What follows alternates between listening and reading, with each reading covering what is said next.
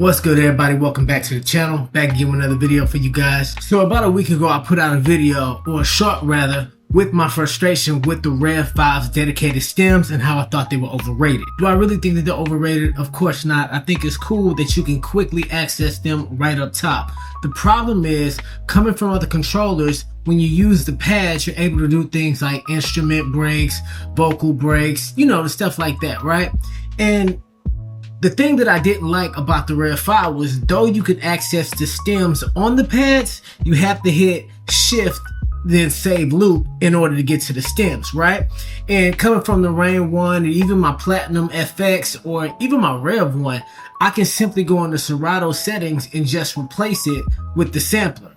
And here's the thing, I see a lot of guys struggling with this, and when I put out that frustration video or short, somebody hopped in the comment section and said, you just need to MIDI map it. And that instantly fixed my problem. I looked up what MIDI mapping was and then it did it.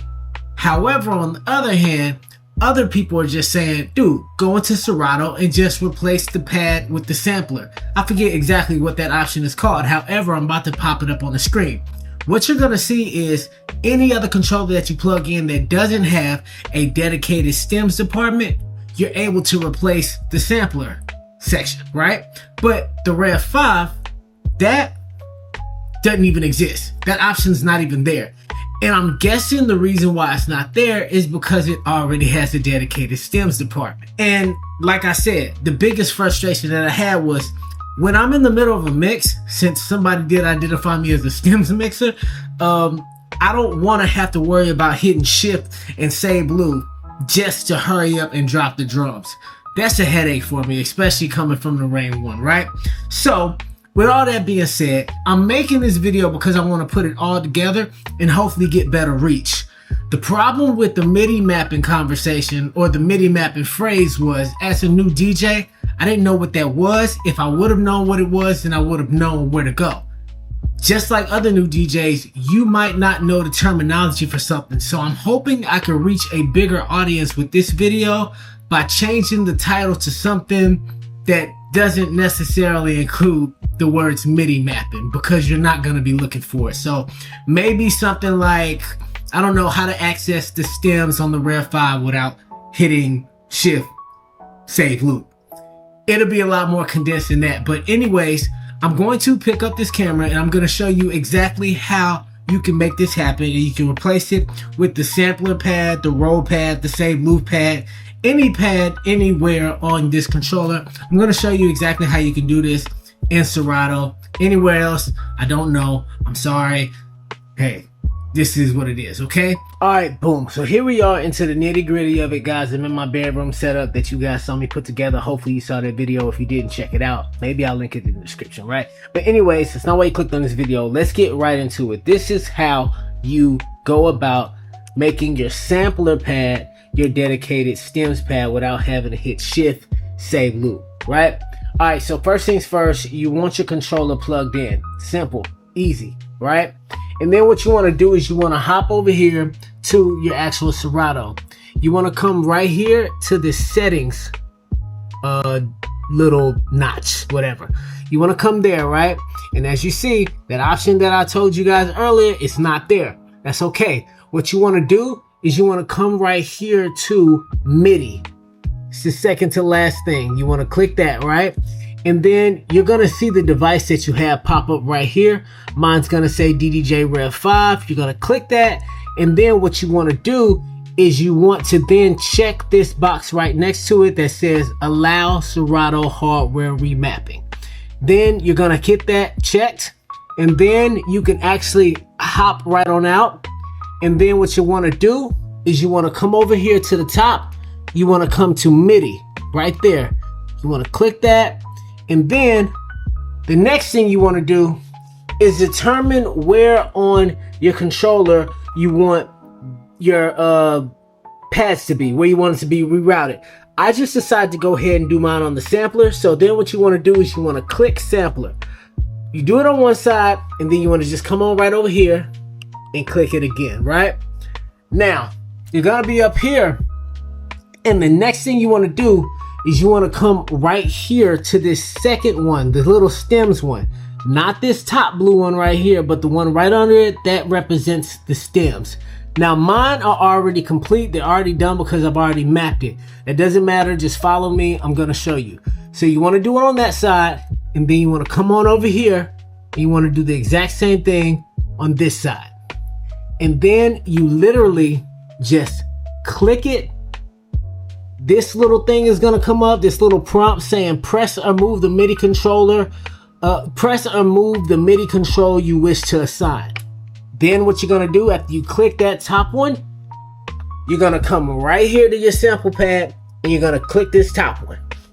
And it's literally like that for each one. You're just gonna make it line right up. You're gonna click the next one and then you're gonna come here and click that one. I'm not doing it because it's already done, okay? And you can do this on any one that you want. You can do it on a save loop, the roll, you can do it anywhere. Doesn't matter, right? And you're just gonna keep doing that. And then the next thing is this. Down below is the good stuff that you're looking for. The vocal echo, the instrumental echo, the instrumental breaker, the drums echo.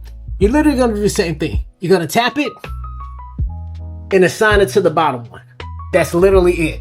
And you have to do that for both sides. The way that you're gonna know that it's complete is you're gonna see these little blue kind of rings around it. That means it's been assigned, okay? You're gonna do that for both sides, all right? And that is literally it.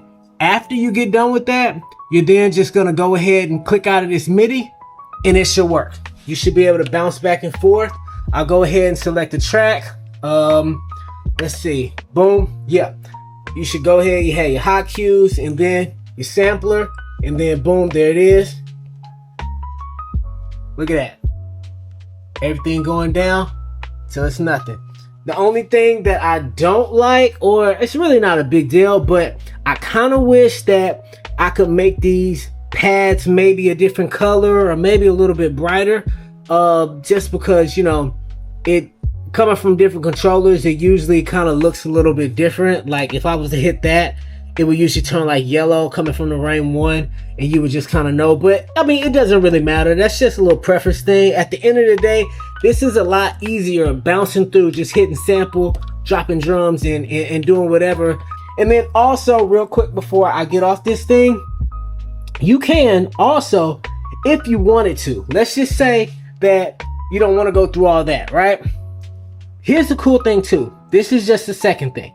If you were decided to go ahead and hit shift, save loop, and be on stems, it's gonna stay there. It's not gonna move no matter how many tracks that you go through. You can pick another track somewhere else.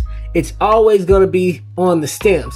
With that being said, you can also just come up here to the top and just change this to hot cue. Now these are your hot cues. You know what I mean? Your first pad, second pad, third pad. There's your hot cue. I'm a little weird. I like keeping my hot cues at this bottom one instead of using pad 1. I guess this would be what, pad 5. I put mine down there just because I think it's closer. On the Rain 1, it's even with this one, it's just closer. But like I said, that's just another workaround if you don't feel like MIDI mapping. But I promise you, it's so easy. Just MIDI map it. All right. Keep this little stems thing. It's still a good feature to have. Like, it's on point. Like, you're still gonna use it. That's not the problem, but this is definitely more simple. Guys, I hope I cleared that up and made that very simple for you guys, you new guys out there just like me. I see you guys out there on other videos saying that this is a con and you want to know how you can use the effects that you usually use when operating out the pads.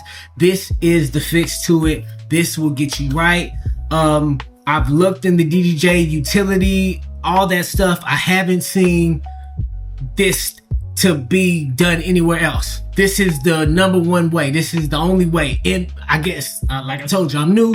So if there's another way to do it, don't get in the comment section, jumping down, talking all that noise, all right?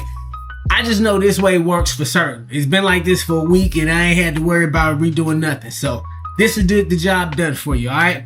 Guys, I hope that helped you out. I hope you got value from this. If you did and you appreciate my content, go ahead, drop a like. Let me know down below. You know what? Even subscribe to your boy if you feel the need to want to continue to rock with me, all right? With that being said, I'm out of here. Peace.